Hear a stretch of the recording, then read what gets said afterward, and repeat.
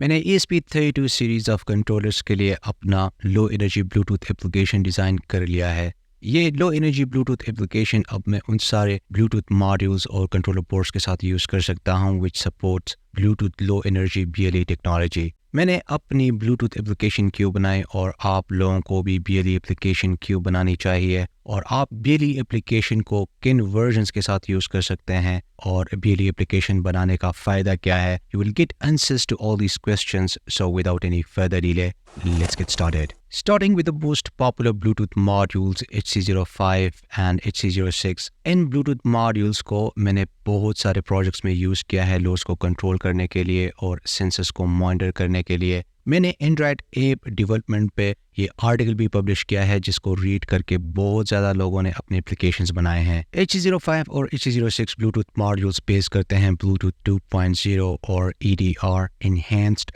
Data Rate। EDR को सबसे पहले ब्लूटूथ 2.0 में इंट्रोड्यूस कराया गया था जिसकी वजह से ब्लूटूथ 1 के मुकाबले में ब्लूटूथ 2.0 का डेटा ट्रांसफ़र रेट काफ़ी फास्टर हो गया था। Anyway, HC05 और HC06 Bluetooth modules low energy BLE technology को support नहीं करते because these are only based on the Bluetooth Classic BR EDR standards which is different from the Bluetooth Low Energy BLE technology. So वो सारे applications जो मैंने HC05 और HC06 Bluetooth modules के लिए बनाए थे वो low energy Bluetooth modules like Bluetooth 4.0, Bluetooth 5.0 and onwards के साथ काम नहीं करते। मैं आपको ये भी बताता चलूँ कि Bluetooth low energy BLE technology को पहली बार ब्लूटूथ 4.0 में इंट्रोड्यूस कराया गया था। The aim was to significantly reduce the power consumption and to enable new types of applications like trackers, smartwatches, fitness and IoT devices. और फिर Bluetooth 5 several improvements लेके आया including higher data transfer rates, longer range और enhanced advertising capabilities for BLE। तो वो applications जो हम Bluetooth 1 और Bluetooth 2 versions के साथ यूज़ करते थे वो Bluetooth 4 और Bluetooth 5 के साथ बिल्कुल भी काम नहीं करेंगे। सो आपको लो एनर्जी ब्लूटूथ मॉड्यूल्स के लिए कम्प्लीटली अलग से एप्लीकेशंस डिज़ाइन करने होंगे। बट द क्वेश्चन इज़ हम BLE एप्लीकेशन कैसे बनाएं। अभी तक मैंने जितने भी लोगों को YouTube पे देखा है वो सब readymade low energy Bluetooth applications use कर रहे हैं। इनफैक्ट बिगिनिंग में मैंने खुद भी NRF कनेक्ट एप्लीकेशन को प्ले स्टोर से डाउनलोड किया था Xiao ESP32C3 के ऑनबोर्ड ब्लूटूथ मॉड्यूल के रेंज को टेस्ट करने के लिए। ऑल्दो मैंने लोड्स को सक्सेसफुली कंट्रोल किया पर हर बार लोड को ऑन या ऑफ करने के लिए मुझे कमांड को टाइप करना पड़ता था। And to be very honest as an engineer मुझे बिल्कुल भी अच्छा नहीं लग रहा था कि मैं रेडीमेड एप्लीकेशन यूज़ करूँ। और वैसे भी हम हर जगह पे एक ही एप्लीकेशन को यूज़ नहीं कर सकते। मैं चाहता हूँ कि हर डिवाइस के लिए मैं अपनी मर्ज़ी से एप्लीकेशन बनाऊँ और अपनी मर्ज़ी के फीचर्स ऐड करूँ। So I decided to design my own low energy Bluetooth BLE application. It took me almost 6 to 7 months to make a completely bug-free BLE application. हम इस एप्लीकेशन को ESP32 के सारे वेरिएंट्स के साथ यूज़ कर सकते हैं क्योंकि सारे ESP32 बोर्ड्स Bluetooth Classic और Bluetooth Low Energy BLE protocols को सपोर्ट करते हैं।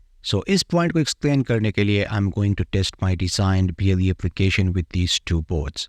यह है Wemos का LOLIN 32V 1.0.0 version of the ESP32। इस पे ना ब्लूटूथ 4 है और ना ही ब्लूटूथ 5 लेकिन स्टिल हम इसको BLE एप्लीकेशंस के साथ यूज़ कर सकते हैं क्योंकि ये ब्लूटूथ क्लासिक और ब्लूटूथ लो एनर्जी प्रोटोकॉल्स को सपोर्ट करता है। और ये है Xiao ESP32C3 जिस पे आपको मिलता है लो एनर्जी ब्लूटूथ 5.0। पहले हम स्टार्ट लेते हैं इस basic ESP32 Wi-Fi plus Bluetooth module से। As usual, I'm going to use my designed ESP32 development board. Connections के लिए आप ये सर्किट डायग्राम फॉलो कर सकते हैं।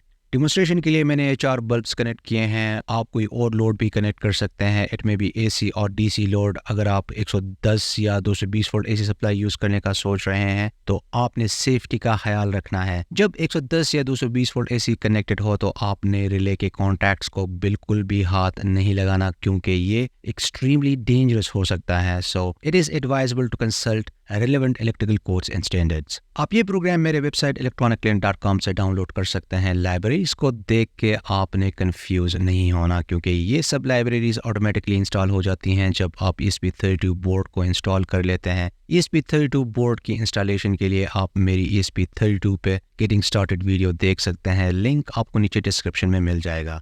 यह है मेरा बिजली एप्लीकेशन जिसकी हेल्प से मैं इन 4 बल्ब्स को कंट्रोल करूंगा। इससे पहले जब मैं ओल्डर एप्लीकेशंस को यूज़ करता था तो एप्लीकेशन को ओपन करने के बाद मुझे मैनुअली डिवाइस को सेलेक्ट और कनेक्ट करना पड़ता था, पर अब जब मैं इस बिजली एप्लीकेशन को ओपन करता हूं तो ये खुद ही डिवाइस के साथ कनेक्ट हो जाता है। चलिए इन लाइट्स को कंट्रोल करते हैं।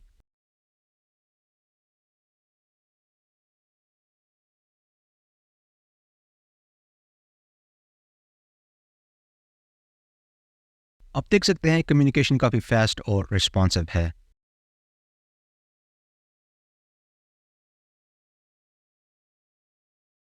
मैंने इसमें फीडबैक और लोड स्टेटस को याद रखने के फीचर्स भी ऐड किए हैं। Let me demonstrate this for you. Let's say मैं इन 2 लाइट्स को ऑन रखना चाहता हूँ। अब अगर किसी वजह से पावर डिस्कनेक्ट हो जाए या फिर बिजली चली जाए, उप्स, तो कंट्रोलर को लोड्स का प्रीवियस स्टेट याद रहेगा, तो फिर जैसे ही बिजली का कनेक्शन रिस्टोर हो जाएगा तो ये लाइट्स ऑटोमेटिकली ऑन हो जाएंगे।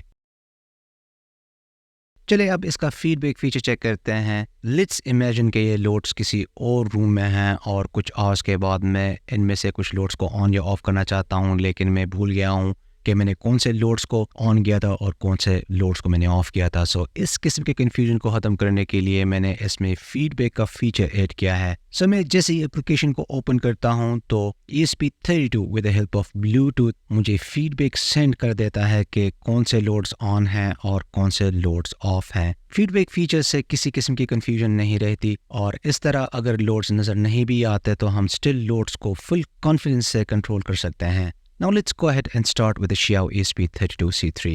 यह है मेरा hardware setup for the Xiao ESP32C3। Connections बिल्कुल सेम हैं, बस सिर्फ पिन्स डिफरेंट हैं और don't forget to follow the safety protocols. Connections के लिए आप ये सर्किट डायग्राम फॉलो कर सकते हैं। कोड भी बिल्कुल सेम वैसा ही है, बस सिर्फ पिन्स डिफरेंट है। और मज़े की बात यह है जब आप ESP32 बोर्ड को इंस्टॉल कर लेते हैं तो Xiao ESP32C3 भी इंस्टॉल हो जाता है। You can check this in the boards list.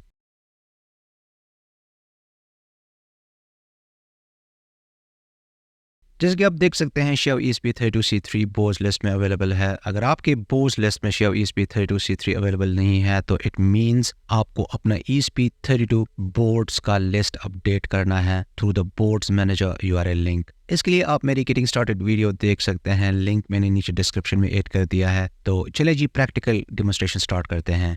ये सेम वही बिजली एप्लीकेशन है, बस इस बार मैंने एप्लीकेशन के कोड में Xiao ESP32C3 के ब्लूटूथ का एड्रेस ऐड कर दिया है। बाकी सब फीचर्स और फंक्शनैलिटी बिल्कुल सेम है। इस बिजली एप्लीकेशन का सोर्स कोड आप मेरे पेट्रियन शॉप से डाउनलोड कर सकते हैं at quite a reasonable price, और फिर आप इस बिजली एप्लीकेशन को अपनी मर्जी से मॉडिफाई कर सकते हैं। बस आपको एंड्रॉयड स्टूडियो की थोड़ी बहुत जानकारी होनी चाहिए। अगर आपने बिजली एप्लीकेशन को बनाना सीख लिया तो आप अपने प्रोडक्ट्स लॉन्च कर सकेंगे। आप बाइक्स, कार्स, लोड, सेंसर्स और बाकी बहुत सारी चीज़ों को कंट्रोल और मॉनिटर कर सकेंगे। आप उन प्रोडक्ट्स को मेरी तरह अमेज़ॉन पे सेल कर सकते हैं। आप इंटरनेशनल क्लाइंट्स के लिए अमेजिंग प्रोजेक्ट्स बना सकेंगे। Then what are you waiting for? Download the Bijli application code and get started.